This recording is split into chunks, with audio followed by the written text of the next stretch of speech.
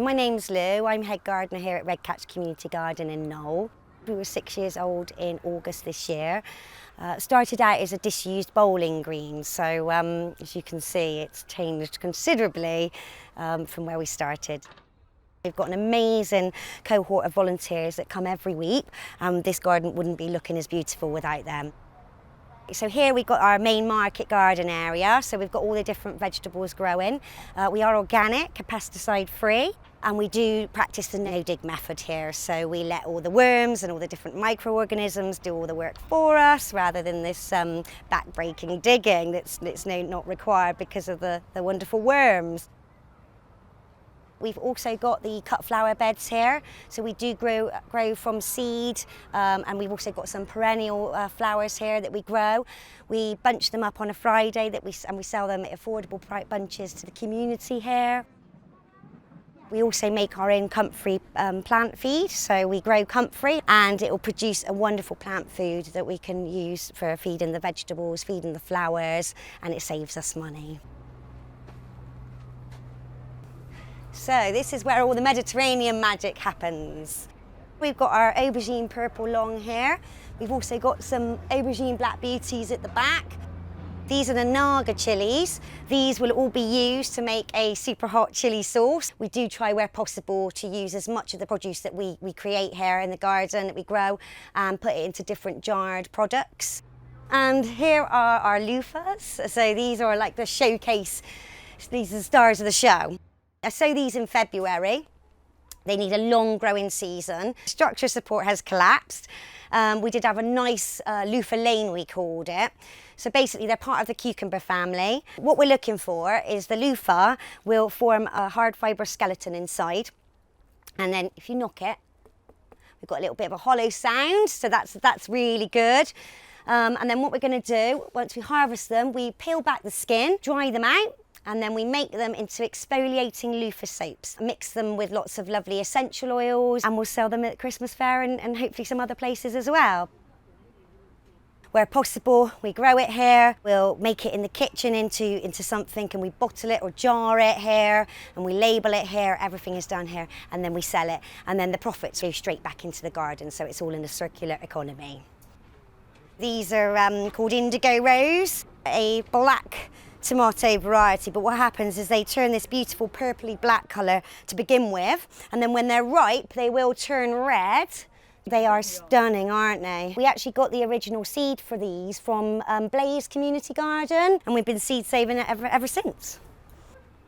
We use the basil as the companion planting in here. Next year I'm going to include some marigolds as well. We make pestos out of the basil. We sell them fresh on a Friday on our produce table. Over here are harvested pumpkins from the pumpkin patch. We're going to probably do a pumpkin pie or a pumpkin soup, and then that'll be sold from our cafe.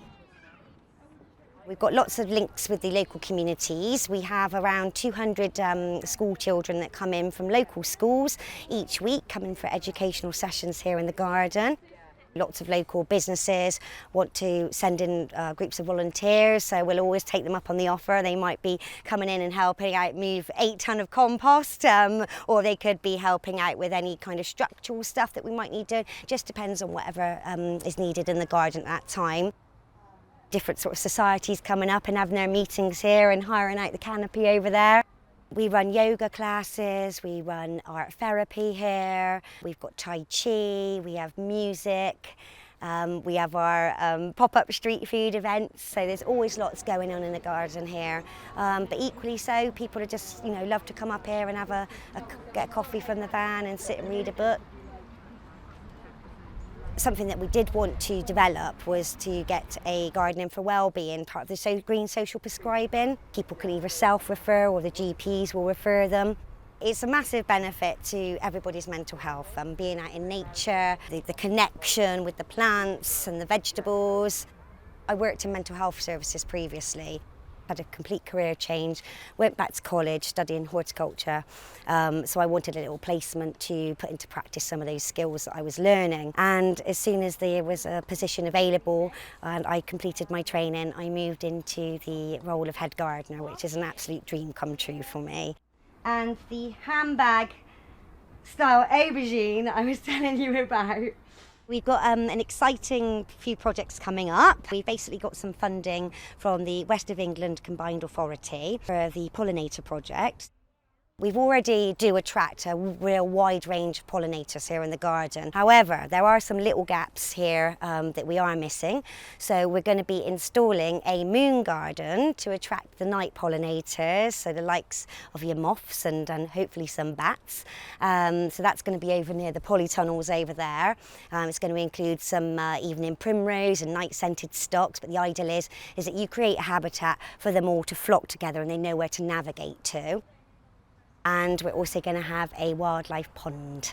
So again, creating different habitats to attract different pollinators and different creatures. I think that the Redcatch Community Garden is an amazing haven in the city, a haven of nature that the local community can come along to and use and sit in and experience. It's ever changing, it's ever growing, and I'm really hopeful for the future.